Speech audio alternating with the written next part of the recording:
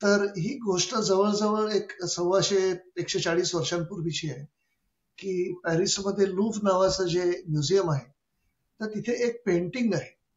Moritz rest नावाच्या German पेंटरचं painting आहे. तो 19व्या शतकातला पेंटर होता. तर त्याचं एक चेकमेट नावाचं पेंटिंग तिथे आहे. आणि मला वाटतं नंतर ते तिथून हालून ते काही खाजगी लोकांकडे सुद्धा ते पेंटिंग गेलं. तर त्या पेंटिंगमध्ये, चेकमेट नावाच्या पेंटिंगमध्ये, सैतान, डेव्हिल हा मानवजातीशी म्हणजे माणसाशी बुद्धिबळ खेळताना असा तो पेंटिंगचा त्याचा विषय आहे. आणि मागे देवदूत म्हणजे एंजल ही त्या बुद्धिबळाची मॅच बघतानाचा एक असा तो ओव्हरऑल सीन आहे. तर त्याच्यामध्ये चेकमेट या शीर्षकाचा त्याचा अर्थ असा की सैतानाने मानवाला चेकमेट केलेलं आहे. आणि तिथे त्या पेंटिंगमध्ये बुद्धिबळाच्या पटाचं एक चित्र आहे आणि त्या बुद्धिबळाच्या पटावर एक प्रत्यक्ष बुद्धिबळाची मॅच चालल्यासमोर त्याच्यामध्ये जी प्यादी त्यांच्या ज्या पोझिशन्स आहेत ते सगळे मोहरे त्यांची, तर त्या खरे खरे मोहरे असल्यासारखं म्हणजे ते बघितल्यावर तुमच्या त्या पेंटरनी त्याच्यात असं केलं होतं की हे बघा, सैतानाने मानवाला पराभूत केलं आणि सैतान नेहमीच मानवाला पराभूत करतो. तर मानवाला आशादायक किंवा हे असं एका कुठल्या तरी पॉइंटला human beings will always lose to set. तर हे पेंटिंग व्हर्जिनियामध्ये म्हणजे व्हर्जिनिया राज्यामध्ये अमेरिकेमध्ये एका रेव्हरंडच्या घरी हे पेंटिंग होतं. आणि तिथे तेव्हाचा 1888 सालचा वर्ल्ड चॅम्पियन पॉल मॉर्फी त्यांच्या घरी एकदा गेला होता. डिनरसाठी त्यांनी त्याला बोलवलं होतं. तर त्याला ते पेंटिंग बघून अतिशय आश्चर्य वाटलं आणि तो त्या तिथे स्थिरावला तो आणि तो तिथून हालेना. तर ते रेव्हरंड जे होते ते त्याला म्हणाले की बुद्धिबळाच्या बद्दलचं पेंटिंग आहे, पण तुम्हाला लक्षात येईल की शेवटी माणसाला आशादायक असं काही चित्र नाहीये, सैतानाने ते हरवलंच आणि तो डाव सुद्धा तिथे आहे. तर हा जगज्जेता असल्याचा एक भाग असा की तो बराच वेळ त्या तिथल्या जे मोहऱ्या ते पीसेस होते बुद्धिबळाचे, तर ते सगळं ते बघत बसला तो. आणि तो त्यांना म्हणाला की खरं सांगायचं तर एक मूव्ह ही तो माणूस त्या चित्रातला करू शकला असता आणि सैतानाला तो हरवू शकला असता. एक लास्ट मूव्ह ती अजून बाकी आहे, ती त्यांनी केली नाही आणि चित्रकाराची ती चूक आहे. मला म्हणजे आतापर्यंत तोपर्यंत तरी असं बऱ्याच लोकांना वाटायचं की त्या चित्राचा एक रूपकाचा अर्थ असा की एका कुठल्या तरी पॉइंट पलीकडे माणसाचा आपल्या जीवनावर काही कंट्रोल नाही आणि नियतीवर काही कंट्रोल नाही, नियती क्रूर आहे वगैरे वगैरे सगळं. आणि या बुद्धिबळपटूंनी त्याच्यामध्ये त्याचा असा एक तो विषय मांडला त्याच्यात की कितीही झालं तरी माणसाने जर आशा सोडली नाही आणि प्रयत्न चालू ठेवले तर शेवटची जी मूव्ह आहे ती माणूस करू शकतो आणि निराशेवर मात करू शकतो, नैराश्यावर, वाईट परिस्थितीवर, रोगराई असेल, संकट असतील, त्याच्यावर तो मात करू शकतो. आणि मला वाटतं शास्त्रीय विषयामध्ये आज आपण जाताना शास्त्रज्ञांनी म्हणजे जगातल्या अत्यंत काही हुशार मानवांनी प्रचंड परिश्रम करून ती शेवटची मूव्ह कशी केली आणि कितीतरी रोगांना कसं हरवलं, कितीतरी नवीन शोध कसे लावले, तर मला असं वाटतं तो सगळा एक फॅसिनेटिंग विषय आहे. बरोबर आहे. थोडं म्हणजे फिलॉसॉफिकल बोलायचं झालं तर कर्मयोग जो सांगितलेला आहे भगवद्गीतेमध्ये, त्याचा अर्थ तोच आहे की तुम्ही तुमचे प्रयत्न सोडू नका. बरोबर. आणि ह्यात ती शेवटची खेळी करायचं स्वातंत्र्य तुमच्याकडे आहे, हा त्यातला एक चांगला संदेश आहे. करेक्ट. मग एक जे आर्टिकल तूच मला पाठवलं होतंस की या शतकामध्ये असे काही शोध लागले की ज्यामुळे माणसाचं पूर्ण जीवन बदलून गेलं. याची यादी प्रत्येकाच्या हिशोबी वेगवेगळी असू शकेल, बरोबर, परंतु त्यातल्या काही गोष्टींचा उल्लेख करावा असं मला वाटतंय. आणि ते नेचर नावाच्या मासिकामध्ये ते आलेलं होतं. शास्त्रीय वर्तुळामध्ये ज्या काही मासिकांना अग्रगण्य निर्विवाद समजलं जातं, आणि याचं कारण असं की त्यांच्यामध्ये छापून येणारी प्रत्येक ओळ आणि प्रत्येक शब्द हा अतिशय तावून सुलाखून घेतला जातो, आणि बरोबर. अनेक बुद्धिमान लोक त्या प्रत्येक शब्दाची पारख करतात, आणि तो योग्य आणि अर्थपूर्ण असेल तरच त्याला पाठवू देतात. अशा प्रकारची जी काही अग्रगण्य मासिक आहेत की होय. ज्यांना थातूर मातूर बोलणं हे परवडण्यासारखं नाहीये, त्यांचे दंडक फार चांगले आहेत. बरोबर. त्यातलं नेचर नावाचं जे मासिक आहे ते अग्रगण्य आहे. तर त्यात आलेला हा लेख होता. तर त्या पीसीआरचा शोध कसा लागला त्याचं वाटल्यास इंट्रोडक्शन तू करत असशील तर.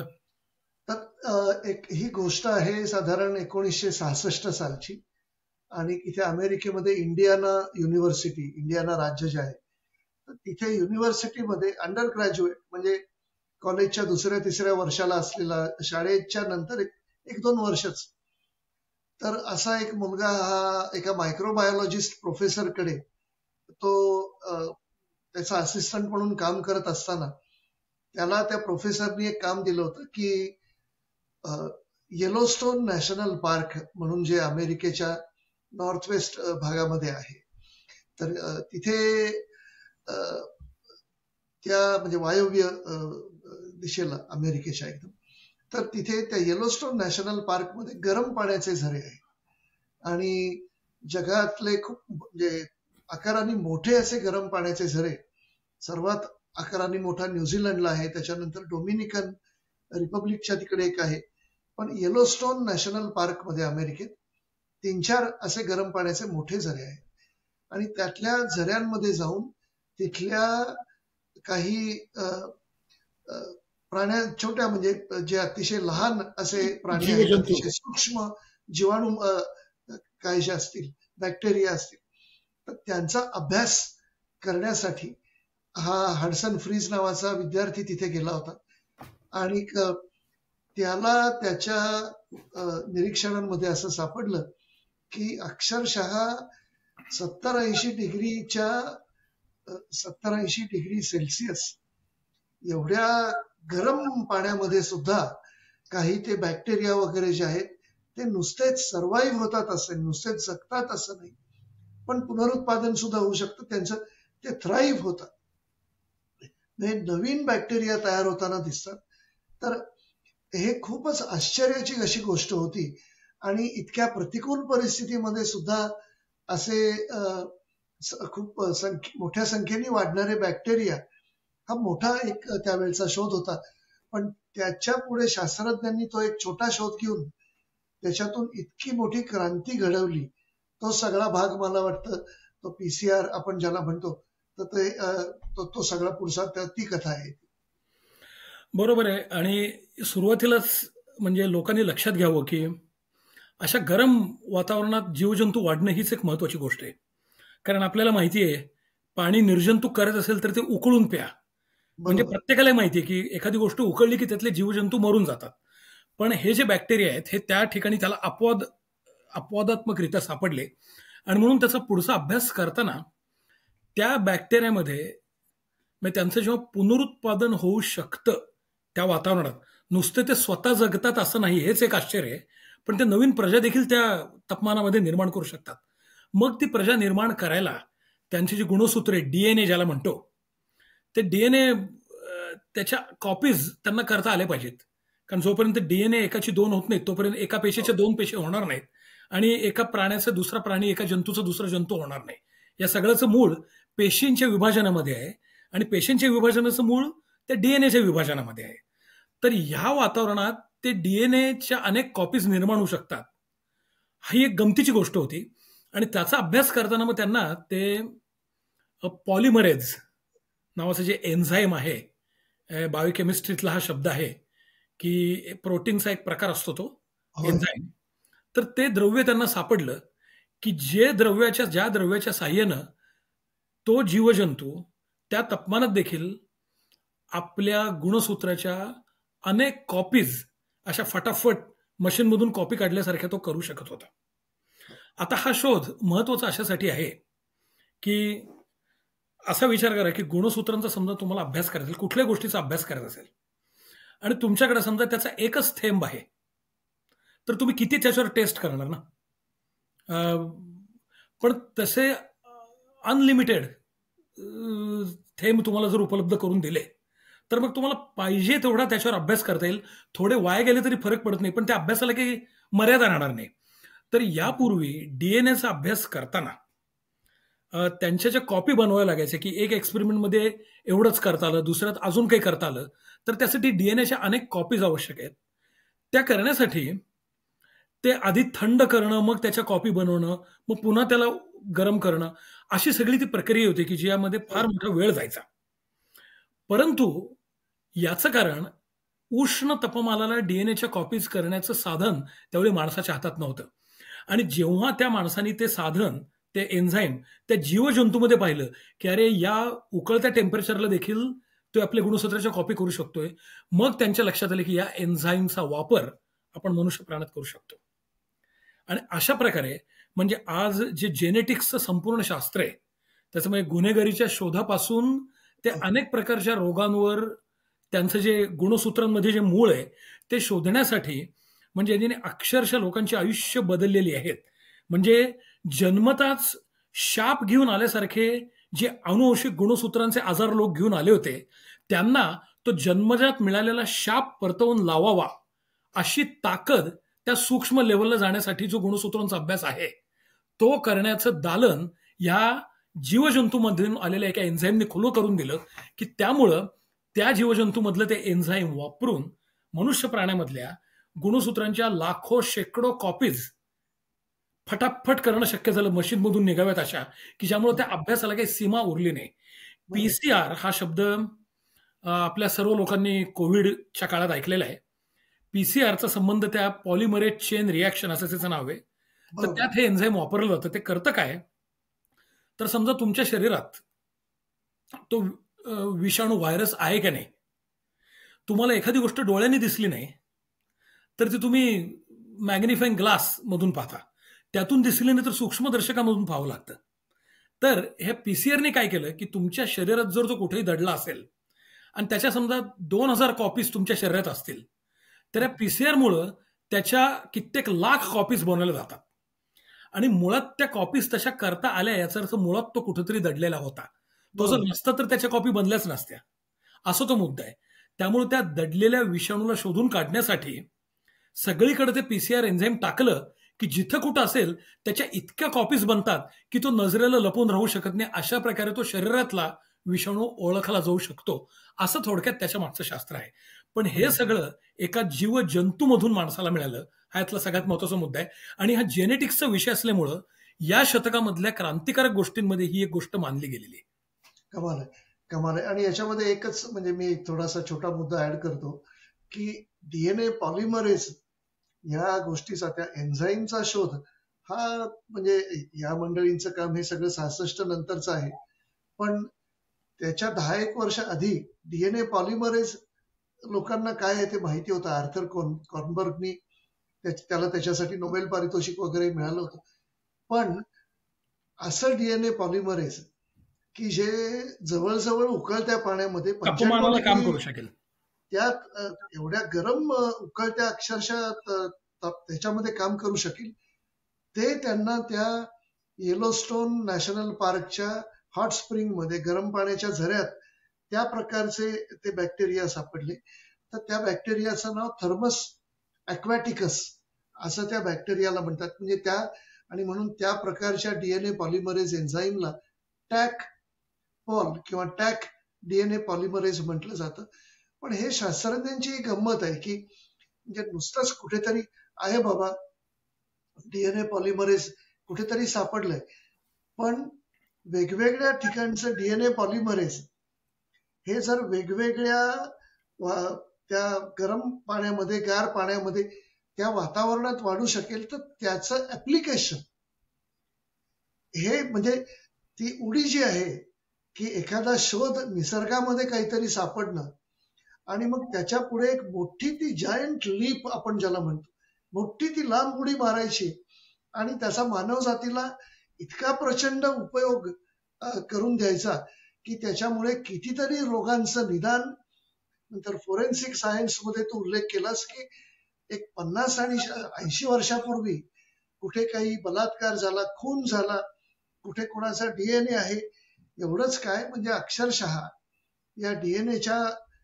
शोधामुळे आपल्याला कदाचित माहिती आहे की जे काही प्राणीमात्र असे आहेत की जे आज अस्तित्वात नाहीत, म्हणजे मॅमथ वगैरे सारखे की हत्तींच्या पूर्वीचे हत्तींची जे उली मॅमथ म्हणून जात होती, तर आताच्या शास्त्रज्ञांना म्हणजे ते आता अशी स्वप्न बघतायत आणि ते कदाचित करून दाखवतील की कितीतरी वर्षांपूर्वी नाहीसा झालेला हा जो वुली मॅमथ आहे, तर त्याचा कुठेतरी त्यांना डीएनएचा एक छोटासा भाग मिळाला असेल, तर त्याच्यापासून तो संपूर्ण प्राणी ते आता तयार करू शकणार आहे.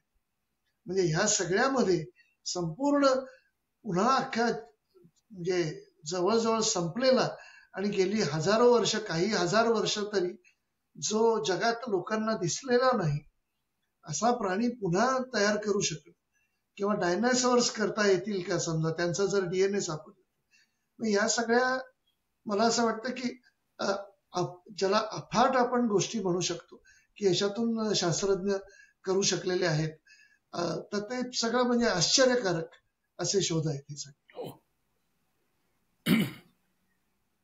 दुसरा कुठला म्हणजे मला वाटतं नेचरच्याच याच्यामध्ये अजून एक पुढचा असं एक अजूनही काही शोध आहेत, त्यातला पुढचा कुठला तुला असं वाटतं की महत्वाचा? जेनेटिक्सवर आपण बोललेलो आता, तर MRI वर थोडस जाऊ.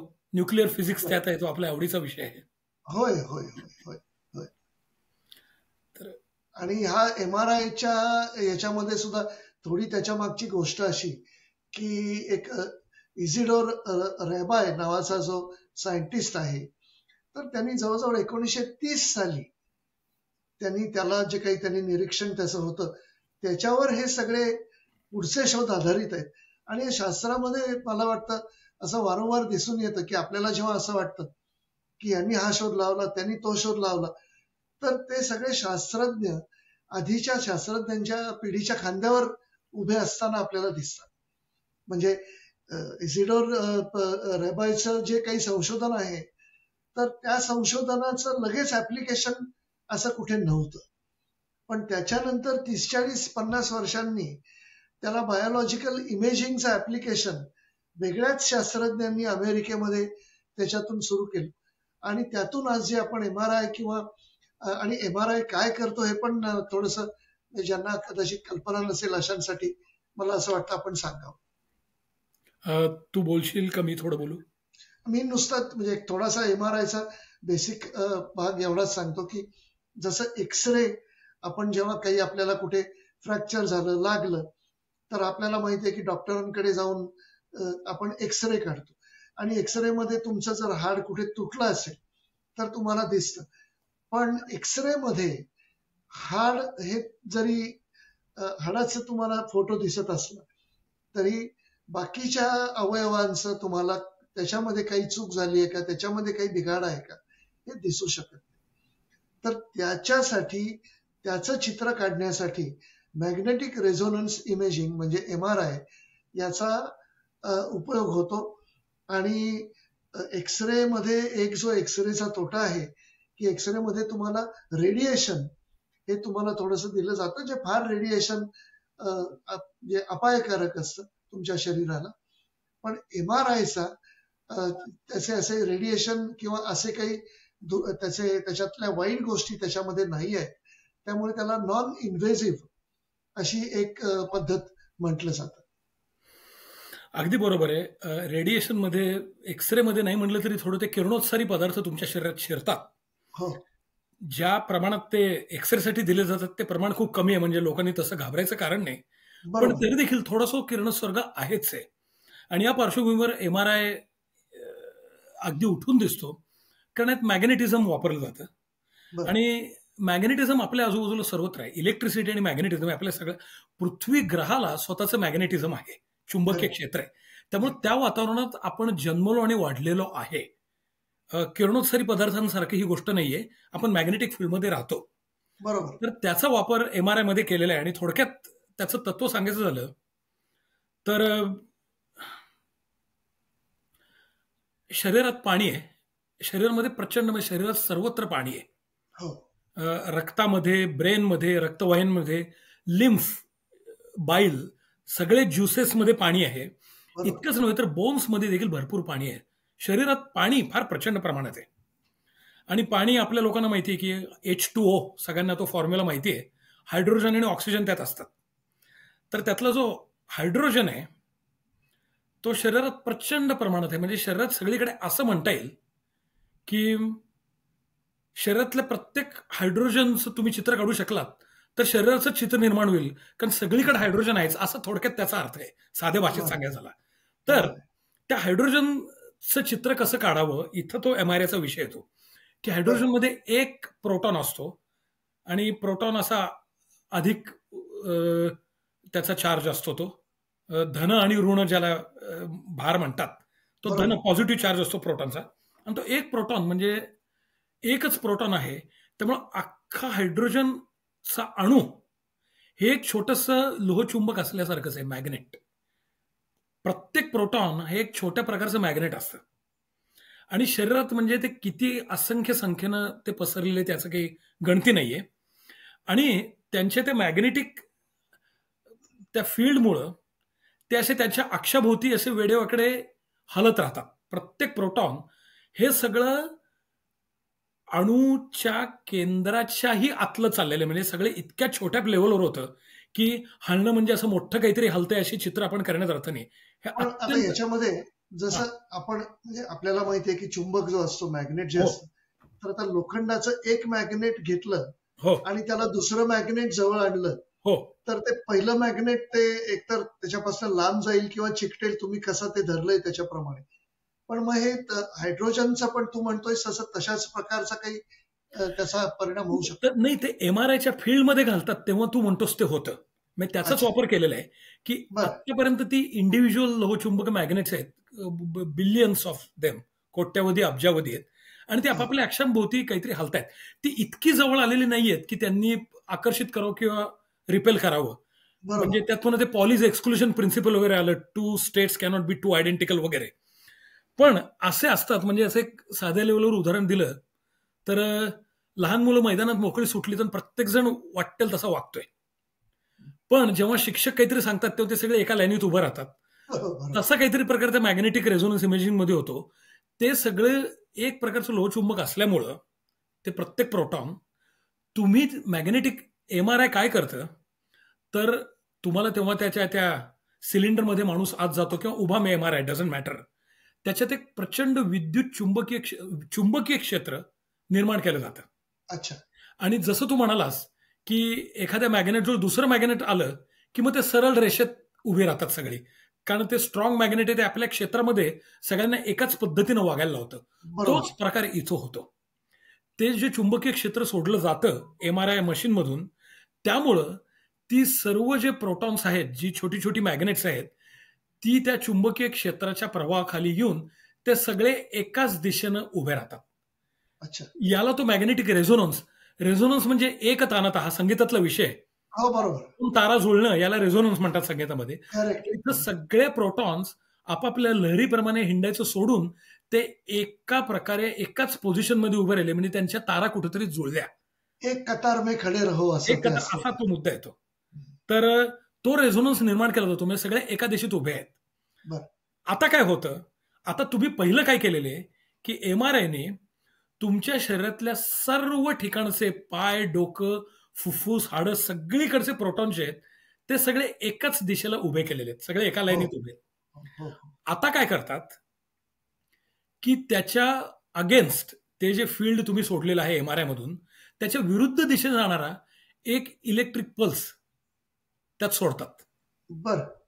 आणि तो विरुद्ध दिशेने सोडल्यामुळं ते जे एका लाईनीत प्रोटॉन सगळे उभे होते, ते पुन्हा दुसऱ्या बाजूला त्यांचं असं ते ढकलले जातात एका वेगळ्या दिशेला. म्हणजे बरं. समजा एका दिशेला तुम्ही काठ्या उभ्या करून ठेवल्यात आणि तुम्ही कोणी त्याला पुश केलं तर त्या सगळ्या उभ्याच्या आडव्या होतील. हो. असं काहीतरी थोडंसं होतं. आणि हे करण्याचं कारण असं की क्षणभर त्यांना ते उभ्याचं आडवं करतात. हे उभं आडवं म्हणजे केवळ बोलण्याचे शब्द आहेत, तिथे काही दिशा नसते. बरोबर. पण तशा प्रकारे त्यांचं ते उद्दीपन करतात आणि असं करून क्षणार्धात तो दुसरा जो करंट सोडला होता तो काढून हो. घेतात. बर. तो काढून घेतला की ते विद्युत चुंबकीय क्षेत्र जे तिथं आहेच त्याच्या प्रभावामुळं पुन्हा ते सगळे प्रोटॉन त्या आडव्या जागेपासून एकदम ताडकन पुन्हा उभे राहतात. बर. फक्त हे करताना जेव्हा प्रोटॉन्स असं करतात, त्यांच्या जेव्हा फील्डमध्ये जेव्हा चेंज होतो आणि ते परत रिस्टोर करतात, असं करताना ते काही प्रकारची ऊर्जा बाहेर फेकतात आणि इथं तो सगळा मुद्दा आहे. अच्छा. म्हणजे पहिलं त्यांना एका दिशेत उभं केलं, मग त्यांना ढकलून दिलं आणि परत मूळ जागेवर आणलं, ज्यातून त्यांनी ऊर्जा फेकली. बर. आता ही ऊर्जा आपल्याला मोजायची आहे आणि याचं वैशिष्ट्य असं की प्रत्येक अवयव, लंग, टिश्यू, प्रत्येक टिश्यूमधून जी ऊर्जा फेकली जाते ती वेगवेगळ्या प्रकारची असते अच्छा. आणि ती इतक्या सूक्ष्म प्रमाणात मोजली जाते की ती ऊर्जा म्हणजे प्रचंड काळे कण जमले तर तुम्हाला लक्षात येईल की हा कोळसा आहे. पांढरे कण जमले तर तुम्हाला वाटेल की पावडर आहे. ही म्हणजे साध्या व्यवहारातली उदाहरण आहेत. पण हो, हो. मुद्दा असा की कुठल्या प्रकारच्या टिश्यूमधून कुठली ऊर्जा दिली जाते हे आपल्याला माहिती आहे. म्हणजे बरोबर. जवळ त्या ऊर्जेचं तुम्ही जेव्हा चित्रीकरण करता हं, हं. विशिष्ट साधनाने, तेव्हा त्या टिश्यूचं चित्र तुमच्या समोर उभं राहतं. बरं. अशा प्रकारे त्या प्रोटॉन आणि याच कारणामुळे शक्य होतं की शरीरात सर्वत्र प्रोटॉन्स आहेत. ते जर बरोबर. नसते तर तुम्हाला फार तर हाडाचंच एमआरआय करता आलं असतं किंवा लंग्सच एमआरआय करता आलं असतं. पण ते शरीरात सर्वत्र असल्यामुळं ह्या हां. गोष्टीचा वापर करून कुठल्याही टिश्यूचं, ज्या टिश्यूचं तुम्हाला अभ्यास करायचा आहे, ब्रेन असो, चेस्ट असो, काही असो, तिथं ते त्याचं पूर्ण दृश्य चित्रण त्यातल्या प्रत्येक अणूमधल्या केंद्रामधल्या प्रोटॉनच्या साह्यानं त्याचं संपूर्ण हां. चित्र तुमच्या समोर उभं राहतं. आणि हे लक्षात घ्या की कुठल्याही एक्सरेपेक्षा शतकोटी पटीनं जास्त डिटेल्ड आहे.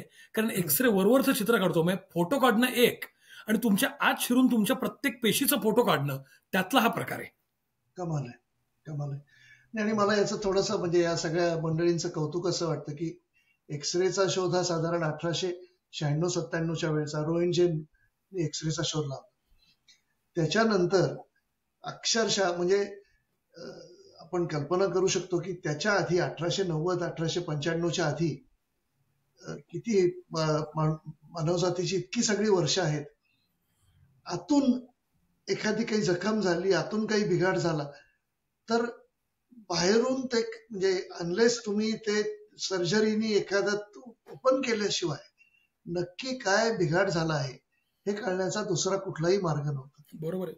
तो 1895-96च्या सुमारास त्यानंतर हे एक्सरेच्या निमित्ताने निदान हाडांच्या बाबतीमध्ये ते दिसायला लागलं आणि त्यानंतर अवघ्या 30-40 वर्षांमध्ये या लोकांनी असे शोध लावले की ते प्रत्यक्षात त्याशिवाय सॉफ्ट टिश्यू मध्ये तो यायला अजून 50 वर्ष पुढची लागली. पण म्हणजे आपण मगाशी म्हटलं तसं की एक शोध लागल्यानंतर तो घ्यायचा आणि त्या रिले रेस सारखं त्याच्या पुढे आणखीन काहीतरी करून दाखवायचं. या माणसांची बुद्धिमत्ता अफाट आहे. म्हणजे अक्षरशः साष्टांग नमस्कार या लोकांना घालावेत असे हे शोध आहेत. आणि खरोखर नेचर मासिकामध्ये त्या अंकामध्ये जे लिहिलेलं आहे की ह्या शोधांनी आणि ज्यांनी हे शोध लावले त्या मंडळींनी मानव जातीवर इतके प्रचंड उपकार करून ठेवलेले आहेत की म्हणजे अक्षरशः कोट्यावधी जीव ते त्याच्यातून ते वाचवत आहेत. फारच म्हणजे अमेझिंग आहे. मला असं वाटतं की म्हणजे ही मालिकाच जी आहे शोधांची, तर आपण आपल्या कितीतरी पुढच्या पॉडकास्ट मध्ये त्याविषयी बोलावं आणि यातल्या कितीतरी शोधांना आपण थोडंसं लोकांपुढे आणायला पाहिजे. पण आणि थोडं याला एक आता वैयक्तिक पर्सनल टच द्यायचा झाला तर मला स्वतःला छोट्या जागांमध्ये असं कोंडल्यासारखं होतं आणि ते असं घुसमटलं, मला तो प्रकार आवडत नाही. म्हणजे बरोबर. लिफ्टमध्ये देखील फार माणसं असतील तर मी कित्येक वेळा 7-8 जिने चढून वर गेलोय, मला ते जमत नाही. बरोबर. तर मला स्वतःला म्हणजे एमआरआयच्या त्या ट्यूबमध्ये शिरणं ही कल्पना मनाला नको वाटते. परंतु हे सगळं शास्त्र समजून घेतल्यावर असं वाटतं की आता, कारण त्यात लिहिलेलं आहे की ती तुमच्या टिश्यूची प्रतिमा आणि ती चित्र चांगलं येण्यासाठी ते सिलेंडर तुमच्या शरीराच्या अगदी जवळ असणं आवश्यक आहे. म्हणजे हो. तुमच्या आतली प्रतिमा फार चांगली उमटेल त्याच्यावर. आणि त्यातले बरोबर. शास्त्र समजून घेतल्यावर मग त्याची आता तेवढी भीती वाटत नाही. कारण मनात हे कुठतरी असतं की अरे, एक तर तिथं हवा भरपूर आहे आणि हे सगळं बरोबर. आपल्या कल्याणासाठी चाललेलं आहे. Correct. म्हणजे थोडक्यात अज्ञानापोटी आलेली जी भीती असते, तर एक शास्त्रीय पद्धतीने ते कोणाला जर पटवून दिलं तर मग त्यातल्या बऱ्याच गोष्टी अशा त्यांचं निराकरण होऊ शकतं. हा एक माझा बरोबर. वैयक्तिक अनुभव म्हणून मी लोकांना सांगतो. Yes, yes, yes. कमाल आहे, कमाल आहे, कमाल आहे. जाता जाता एक फक्त काल परवाचीच एक नवीन बातमी आहे. ती एका म्हणजे शास्त्रज्ञांच्या शोधाबद्दलच आहे, पण ती मला एका शास्त्राच्या एरियामध्ये प्रचंड रस लहानपणापासून आहे, तो म्हणजे ऍस्ट्रॉनॉमी. आणि त्या बाजूचा एक शोध आहे, तो नुसता त्याचा उल्लेख करतो आणि मग आपण पुढची चर्चा उद्या परवा करू शकतो. तर शास्त्रज्ञांना एक एक्झो प्लॅनेट म्हणजे परग्रह आपण मराठीत म्हणू शकतो, पण असे एक्झो प्लॅनेट्स की जे आपल्या सूर्यमालेच्या बाहेर आहेत आणि आपल्या सूर्यमालेपासून कितीतरी अंतरावर आहेत, सोलर सिस्टीम पासून आपल्या. तर हा जो एक एक्झो प्लॅनेट आहे त्याचं नाव आहे K2-18b. हा पृथ्वीपासून जवळजवळ 124 प्रकाश वर्ष इतका हा लांब आहे. म्हणजे तुम्ही प्रकाशाच्या वेगाने जरी गेलात, प्रकाशाच्या वेगाच्या पलीकडे आता जगात काही नाही, त्याच्याहून वेगवान कुठली गोष्ट नाही. तर त्या वेगाने गेलात तरी 124 वर्ष, म्हणजे आपल्या कुठल्याही माणसाला त्याच्या हयातीमध्ये, कारण माणसांची हयात साधारण 122 वर्षापर्यंत माणसं जगलेली आहेत, तर 124 वर्ष लागतील प्रकाशाच्या वेगाने. तिथे त्यांना मरीन लाईफ म्हणजे ज्याला बायो सिग्नेचर्स म्हणतात, एक तर शास्त्रज्ञांना माहित होतं की तिथे कदाचित समुद्र आहे असा त्यांचा अंदाज होता. तर गेले 2-3 वर्ष केम्ब्रिजला एक शास्त्रज्ञांची टीम आहे, त्या टीमचा जो लीडर आहे तो निकी मधुसूदन नावाचा माणूस आहे. आणि म्हणजे मोठी गौरवाची गोष्ट आहे आपल्यासाठी, भारतासाठी सुद्धा. तर त्या निकी मधुसूदनच्या टीमनी तिथे समुद्र आहे हे शोधलं आणि त्याच्यातून त्यांना असं लक्षात आलं की त्या समुद्रामध्ये सुद्धा डायमेथिल सल्फाईड तिथे असल्याचं त्यांनी एवढ्या लांब अंतरावरून ते डिटेक्ट करू शकले. हे त्यांनी 2-3 वर्षापूर्वी डिटेक्ट केलं होतं. त्यांनी त्याची खातरजमा करून काल परवापर्यंत आता असं सांगता येते की त्यांची खात्री पटली आहे की तिथे डायमेथिल सल्फाईड आहे. आणि त्याची शक्यता, त्यामुळे डायमेथिल सल्फाईड ही बायोसिग्नेचर अशासाठी म्हणतात की ज्याला फायटोप्लॅन्क्टन्स म्हणजे मरीन अल्जी जे आहेत, फक्त तेच हे करू शकतात समुद्रामध्ये, शेवाळ्यासारखी गोष्ट ज्याला म्हणता येईल. तर याचा अर्थ या प्रकारचं म्हणजे जीवसृष्टी, आणि अशी शक्यता आहे की जीवसृष्टी म्हणजे कदाचित तो ग्रह संपूर्णपणे समुद्राने कव्हर केलेला असू शकतो आणि तिथली जीवसृष्टी ही कदाचित सगळी समुद्रामध्येच आहे. म्हणजे तिथे जमीन आणि मग जमिनीवर काही बाकी वाघ, सिंह आणि मानव वगैरे अशी शक्यता कमी आहे. पण हा शोधच इतका फॅसिनेटिंग आहे की आतापर्यंत जगामध्ये कुठेही आपल्याला असं असल्याची कल्पना नव्हती. आणि कुठे परग्रहावर जीवसृष्टी आहे का, म्हणजे या विचारांनी मानवजातीला कितीतरी वर्ष भंडावून सोडलेलं आहे. तर एक बायोसिग्नेचर त्यांना मिळालेली आहे. अजून सुद्धा शास्त्रज्ञ 100% खात्रीने हे सांगत नाहीये, कारण अशी शक्यता आहे की कदाचित याचं एखादं वेगळं कारण आहे का काय त्या डायमेथिल सल्फाईड सापडण्याचं, जे आपल्याला माहिती नाही. तर त्याची ते खातरजमा करून घेतील. पण त्यांचा जर तो होरा खरा असेल तर देअर इज अ पॉसिबिलिटी की पृथ्वी पलीकडे कुठेतरी परग्रहावर आणि अक्षरशः दुसऱ्या सूर्यमालेच्या एका दुसऱ्या ताऱ्याच्या भोवती फिरणाऱ्या ग्रहावर एक समुद्र आहे आणि त्या समुद्रामध्ये जीवसृष्टी आहे.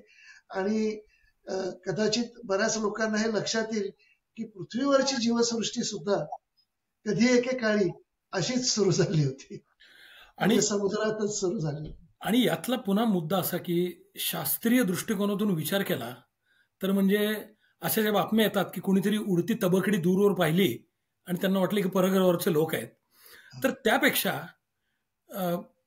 शास्त्रीय सत्यांनी पाहायला गेलं तर अशा प्रकारची एक जीवशास्त्रीय स्वाक्षरी ही परग्रहावर दुसरीकडे कुठेतरी जीवन असेल याचा फार जास्त शक्यता वर्तवू शकते.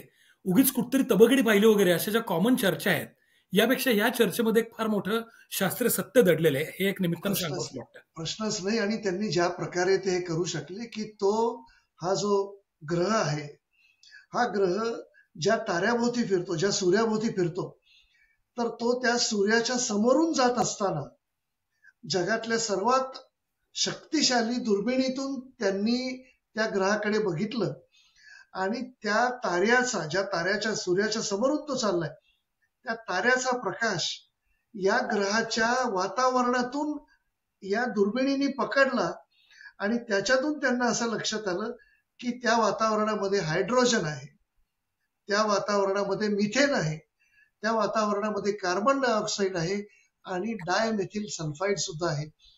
हे जर सगळ्या गोष्टींकडे बघितलं तर methane, carbon dioxide, dimethyl sulphide ही जीवसृष्टीची, ज्याला तू स्वाक्षरी म्हणालास, त्या या गोष्टी आहेत. आणि जेम्स वेब टेलिस्कोप सुद्धा हा तसा नवीन टेलिस्कोप आहे.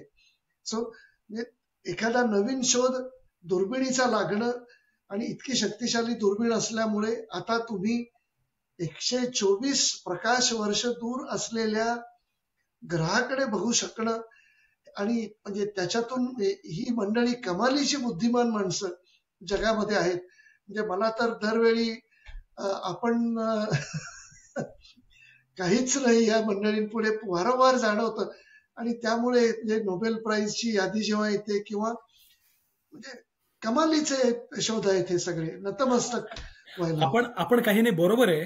परंतु पुन्हा एकदा माझ्या आवडत्या विषयावर बोलायचं, ज्ञानेश्वर माऊलींविषयी बोलायचं झालं तर वहळे हेची करावे की जे गंगेचे अंग टाकावे. क्या बात. आपण ओहळ असलो तर हरकत नाही, गंगेत समावून जायचं, त्यांना नमस्कार करायचा, म्हणजे तिथपर्यंत पोचवायची जबाबदारी त्यांची आहे. तर निदान आपण त्यांच्या बद्दल नतमस्तक होऊ शकतो आणि त्यांचं केलेलं कार्य आपण निदान समजून घेऊ शकतो, हे काही कमी नाही. अगदी खरंय.